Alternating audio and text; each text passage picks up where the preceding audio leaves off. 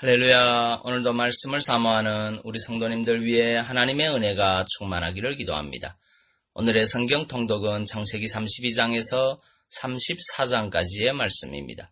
오늘은 창세기 33장의 말씀을 통하여 성도는 온전한 순종과 헌신의 자리에까지 달려가야 합니다. 라는 말씀으로 은혜를 나누겠습니다. 오늘의 본문 창세기 33장 16절 17절 말씀입니다. 이날에 에서는 세엘로 회정하고 야곱은 숫곳에 이르러 자기를 위하여 집을 짓고 짐승을 위하여 우릿간을 지은 고로 그 땅 이름을 숫곳이라 부르더라. 아멘. 창세기 33장은 밧단 아람에서 돌아온 야곱과 에서의 재회에 대한 기록입니다. 16절 17절에 보면 야곱은 극적으로 재회했던 에서와 헤어진 직후 야복강 북쪽에 위치한 숫곳으로 가서 집을 짓고 정착하였습니다. 아마도 야곱은 긴 여행과 에서와의 상봉을 앞두고 겪은 심적 고통으로 인해 지친 심신을 풀고자 했던 것 같습니다. 그리하여 18절에 보면 야곱은 얼마 후 마침내 숫곳 생활을 청산하고 가나안 땅에 입성하게 됩니다. 그런데 문제는 야곱이 하나님께서 지시하신 베델로 가지 아니하고 세겜으로 갔다고 하는 것입니다. 즉 야곱은 먼저 하나님의 명령을 지키기보다는 자신의 평안을 먼저 추구한 것입니다. 아마도 야곱은 가나안에 입성한 후에 하나님의 명령을 잊었던 것 같습니다. 왜냐하면 하란을 떠나올 당시에 얻었던 것으로 여겨지는 딸 디나가 성숙하도록 베들로 가라는 하나님의 명령을 준행하지 않았기 때문입니다.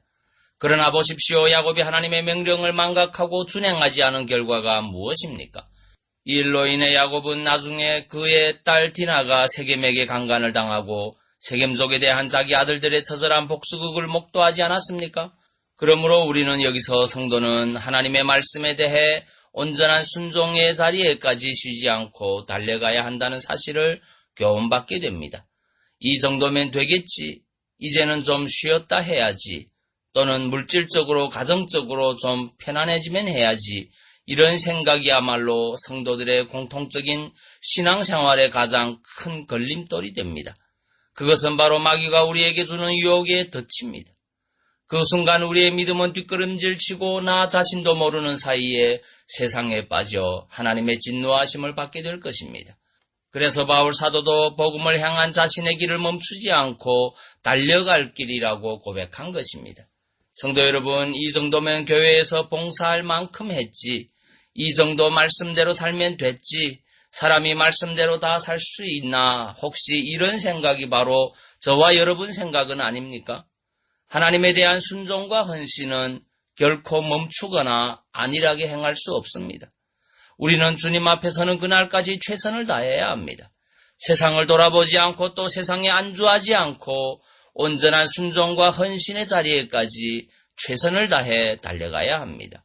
주님 앞에 서는 그날까지 이 신앙의 경주에서 최선을 다하는 저와 여러분 되시기를 바랍니다. 로마서 12장 1절의 말씀입니다.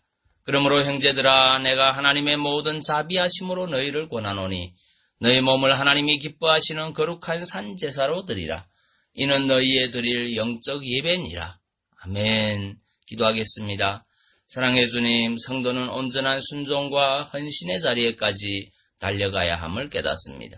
신앙생활에서 안주하지 않게 하시고 하나님 나라 가는 그날까지 최선을 다하는 믿음의 성도들에게 인도하여 주옵소서. 예수님 이름으로 기도하옵나이다. 아멘.